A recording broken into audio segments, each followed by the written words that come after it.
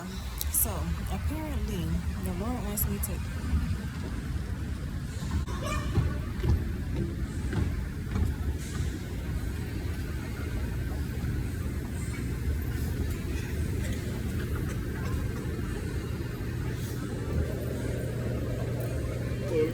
You okay? Yeah, is everything okay? I don't know. You sound like you was having a heart attack right up behind me. I'm trying to figure it sound out. like you were trying to look at me when you were recording. What happened? No, you sound like you didn't want to be on the recording. So what happened? So what happened? You tried to look at me. Because you in my business. And then you gave me a side. Have a good day. Have a good day. Like, get the fuck out of here, weirdo. So like I was saying, apparently the Lord wants me to tussle with his creations, okay? Because it gives me symbolism for you guys to understand what's really going on. Now, I'm doing this for this soul that I keep talking about, but I got something to say to this soul too, because they need to understand how things really work. We're supposed to have compassion and we're supposed to care for people. But there comes a time where you have to choose being obedient over sacrificing. I keep saying this. You can love somebody and keep sacrificing and keep sacrificing and keep sacrificing for them, but it's not benefiting them because he's already ruled on their situation. I keep trying to say that and people are not listening. Let me give you another side note, because this just happened to me while I was on my break. And when I see this lady again, if she says something to me, I'm gonna punch her in her forehead. Because number one, I'm not friendly. I'm not friendly like that. I don't know why she thought that was okay to do. I don't know you. So I'm in the cafeteria and I'm on my break. I got 15 minutes for my break. And I'm getting, you know, the little samples that they have in the cafeteria with little chicken things that's on there. So I'm getting the little samples so I could, because I want to eat it. Shit, I want some damn samples. So this lady, she come in. I done seen her before. I done seen her shopping here before.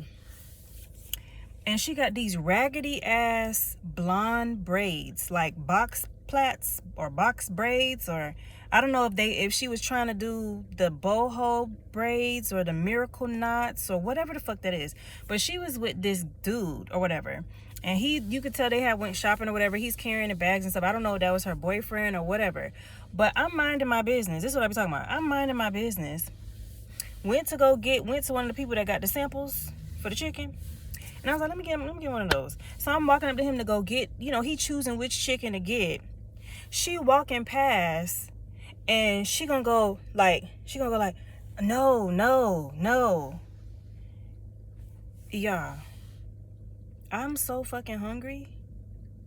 You know how when you throw meat to a lion, you know not to put your hand in the way of the lion's mouth. You just know to just throw the piece and just move out the fucking way. Bitch, if you don't get the fuck out my damn patience pushing me back from this motherfucking piece of chicken, I looked at her like I really don't know you. Now I'm on my break, so I'm trying to hurry up and I'm trying to mind my business.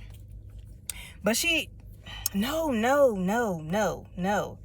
So I'm looking at her like, and then I turned around, I got the chicken because he was looking for a piece of chicken. So I got the chicken and I put the chicken in my mouth and I turned around to look again because I'm just like, I know she didn't just touch me. Like, why the fuck is you touching me and I don't know you?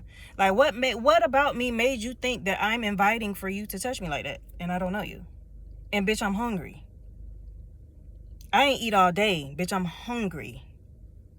Don't put your motherfucking hands on me, bitch, because I don't know where the fuck you came from with these raggedy ass, linky, stringy ass fucking blonde braids that don't blend in with the texture of your hair. Your shit look rotted and dusty and busted as fuck. Like, bitch, don't touch me. So the next time if I see her and she touch me again, bitch, I'm punching you in your motherfucking forehead. She shopped there all the time. But that shit pissed me the fuck off. I'm gonna punch you in your forehead. That's a promise. If you touch me again, I'm punching you dead in your forehead. Okay. He thought it was funny. Whoever was with her, he was trying to laugh it off, but I'm not laughing with you. Like, they so fucking weird out here. So it seems to be that the Lord is allowing me to tussle with people so that I can give you symbolism of what he's saying. I can make it more understandable of what he's saying. If you ever read in the Bible, like when Jesus is going through certain things, or even when, it doesn't matter if it's the New Testament or the Old Testament, because you got prophets that would go to kings and tell them parables as well to get them to understand what's going on before they actually reveal the actual reason why they're speaking to them. So it appears that he wants me to tussle with you guys to give you symbolism in my experiences. Okay, so I'm at work and they place me, you know how you have different positions that you work throughout the day in whatever shift you're working. So I'm working in a certain area, right? And when I first started working there, it was always junky. Everything was everywhere. It was always chaotic. Like, they weren't helping the customers to stay orderly so they could get in and get out. And the merchandise is just all over the place. So I'm an organizer because I grew up, my mama used to always be down my throat about cleaning up and straightening up and not being nasty. And not being a nasty. She used to always say, don't no man want no nasty woman. So I always had chores. So I was always cleaning up. It got to the point where I was the only one cleaning the house. When we moved from Miami to Broward and we got a bigger house, we got a 2-story house, it got to the point where I was cleaning the 2-story house by myself. I was cleaning everything by myself. Everything. Bathrooms, every single room, the living room, the dining room, that damn room that you can't touch. I was cleaning everything. I was sweeping everything. I was mopping everything. I was doing every fucking thing. So I know how to clean. So when I get back there, I just started cleaning the shit up because clearly I was disciplined. I have discipline. So they don't have any discipline. So my first time being in that room, I cleaned it up like that. And then when they saw it, when the manager, like the store manager saw it, he was like, wow, that's a lot. Like, I organized it and I put all of the merchandise on the rack. And it ended up being like 2 racks of shit that was just thrown into one fucking area that they didn't want to. The people that was working in this area before, they didn't want to clean it up. So I did that, right? And I go ahead and I run the merchandise back onto the floor. Now, it changed what the other employees saw because they never saw it like that. If they did see it like that, they haven't seen it like that in a long time. But it's not because it can't be done. It's just because they're lazy. Remember, he's allowing me to go through certain things so I can bring it to you as symbolism. This is also for that soul, because I have something to say to that soul too, because they need to understand something. So come today, I'm working. And they put me in that room because they had been having a hard time with putting me in that room because when I start cleaning up, it makes they feel like, and I spoke on this before in another video, when you actually do what you're supposed to do, and there's other people who just want to clock in and get a check, which I'm just clocking in to get a check too, but I'm going to actually do my job though, because you're paying me for that job. You can never say anything to me that I'm not doing my job. So, but when you do it the right way, it's putting pressure on other people to do it the right way. And when I did it the first time, it was in front of the store manager, so he knows how it could look.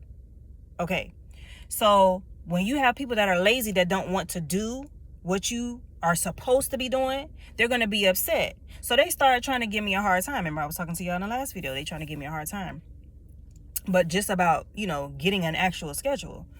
So when I finally got on the schedule, that's what happened. Okay, so you see how the devil know what's coming? Okay, so not trying to be super deep, but I'm just keeping it real.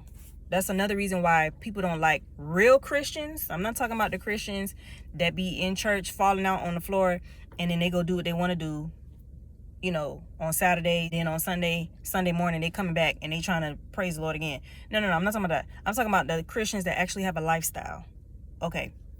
So they have been trying to switch me around to different areas, not understanding that I'm skilled in every area that they keep putting me in, because I've been working for a long time. So I'm skilled in these areas. I've been doing the same shit for a long ass time. So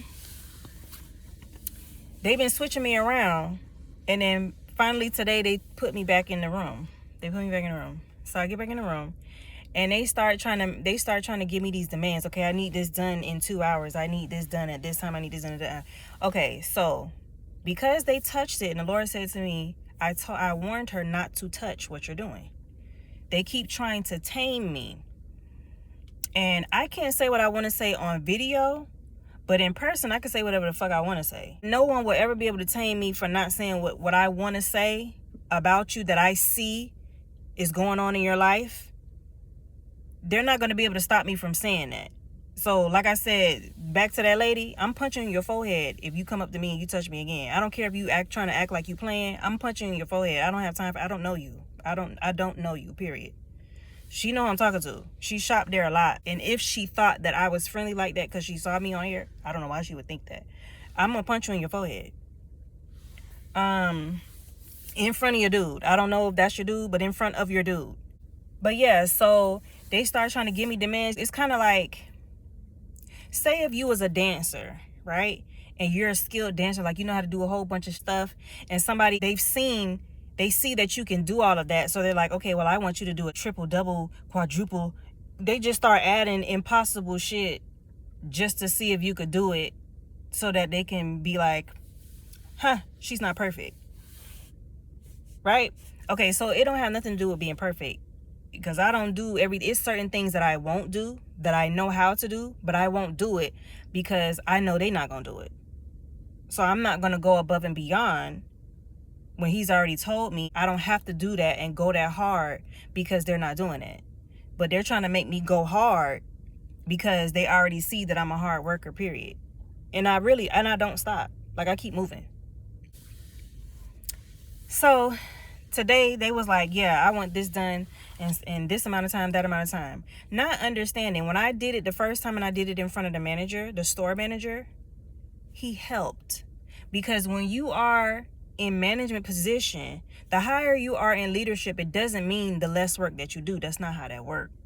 Especially for believers. It's not I want to be over something, because the Lord keep telling me that people are having this thing in their mind where they're like, they want to be on somebody. He keeps saying to me, they want to be on them. They want to be on them. And pretty much what I'm gathering that means is kind of like this. Imagine you're one of the people that wants to be on a multitude of people. You want people to see you in a light where you gain glory. It's almost like you're trying to gain accolades and credit for no work. You want people to respect you and honor you for being this person and being on this level, but you have done nothing to get there.